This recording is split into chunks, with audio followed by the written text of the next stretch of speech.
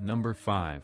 This YouTuber first because of how incredibly pathetic what he did is. This is the most messed up thing, honestly just horrifying. There was a YouTube channel known as Boots Made for Crushing where this guy with big expensive heavy boots would crush items for this foot by stomping on them. Pretty innocent stuff like crushing toys and fruit as well as other inanimate objects, kind of like the hydraulic press channel but with military boots. Seems innocent enough, right? Well, he had another account on YouTube called Boots666. This channel seemingly had no uploads, however there was a secret Tumblr blog linking to unlisted videos on the channel. These hidden videos were of him stomping small helpless animals to death with his boot. This really is one of the worst things you can possibly do. The purpose of these videos was to satisfy a sexual fetish known as crushing fetish. The titles of his videos were absolutely vulgar. One of them reads, "Patrol boots making you a little horny toad flat." He would crush them slowly against a concrete curb or slab, often leaving them alive for a while before repeatedly stomping on them. Someone recognized the boots he used in the background was the same as a YouTuber known as Boots Made for Cruising unfortunately reported him to YouTube. Both accounts were shut down permanently. There really isn't much I can say about this guy. I hope YouTube reported him to the police for animal abuse and he was arrested. In fact, crushing is actually such an animal abuse problem. A law was passed known as the Animal Crush Abuse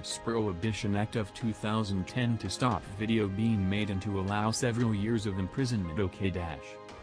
Number 4. You guys might have heard of a ValueOn, a YouTuber mentioned in a few of Lefi's videos. Her channel uploads were associated with praising anything controversial, hatred of Jew, transgender, feminists, gays, religion, migrants, refugees, eugenics. Pretty abysmal stuff. Of Alliance videos gained a lot of popularity because how ridiculous it is to see our 18-year-old Canadian girl with a sweet voice attempt to justify and praise everything controversial. However, what a people didn't realize is that she was a troll and her videos were satire. Her trolling was so good that it left YouTube confused as to whether a channel's purpose was comedic or for the purpose of promoting hate speech. What made ValueOn's channel so unique is that she actually presented rationalizations and apology at experience ideological stances such as racism and anti-Semitism. Eventually YouTube decided it's better safe than sorry and terminated her channel for hate speech regardless of whether ValueOn was sincere about her hate speech. I think her channel actually did some good. I'll explain why. The political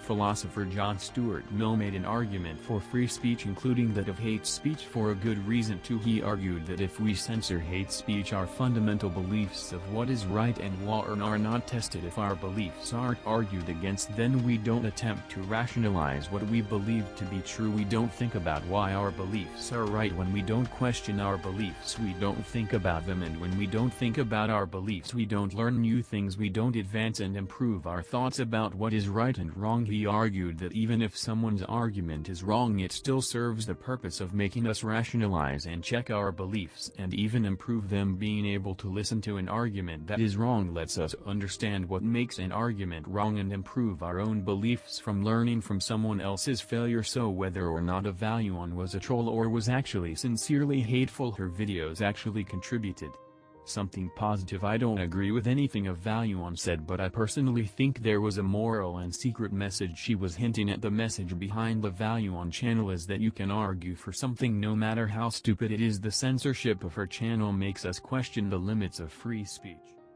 Number 3. Venus Angelic was a YouTuber who became famous for looking like a human doll. In this video I'm gonna talk about how I run away from home and the reason why.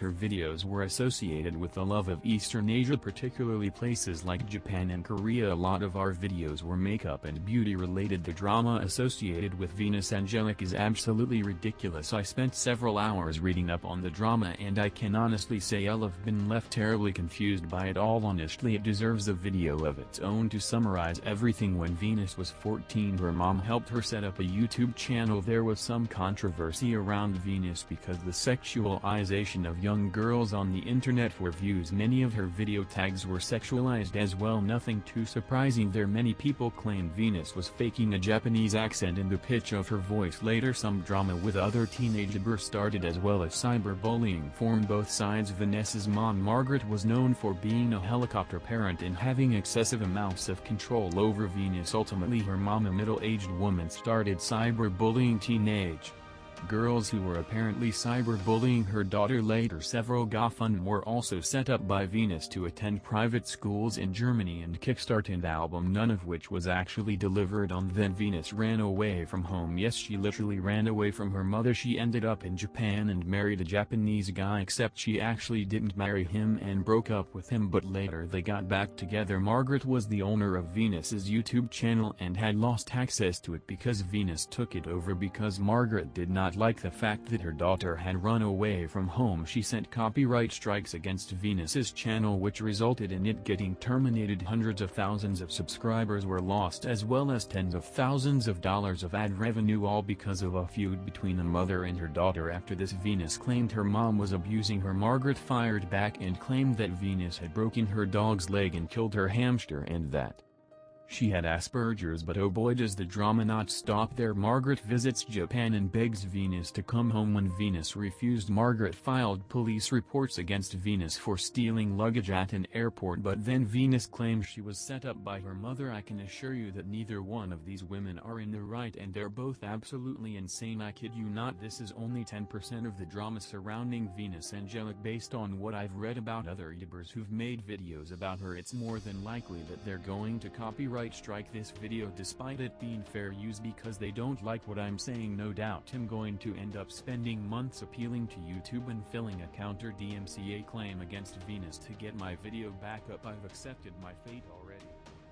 Number 2, Wilderness had 70,000 subscribers and millions of views. Quite impressive considering he only made RuneScape videos, and this RuneScape videos he featured private servers and gambling. Many of his videos featured him tricking his subscribers. In one of his videos he promised the kid an expensive Elysian spirit shield if he poured 2 liters of milk over his head. He then made this kid tear curtains off his wall. Ultimately he gave nothing to the kid who tore curtains off his wall, important milk over his head, and then proceeded to upload a video making fun of the kid. He's also known for scamming his subscribers on stream for gold. He would then sell this gold for real money. He would set up streams and have people trust trade him. He would trade the items back until someone trusted him with too much. The stream would then abruptly end. Eventually Angelic said enough of a scamming, gambling and advertising of private servers and copyrighted hundreds of his videos. This led channel being closed. After emailing Angielic's copyright team, they agreed they would offer him a retraction on their claims and restore his channel as long as he didn't post more RuneScape content. In an act of defiance, as soon as he got his channel back, he continued posting pirated servers with gambling advertisements. His channel was then terminated permanently for the second time. This time, however, I don't think Angelic will be kind enough to retract their copyright claims on him. In his latest statement, he has claimed his sense of freedom for not having to do YouTube anymore because he was locked up 8 hours a day making videos for YouTube and has recently bought a house with his video earnings.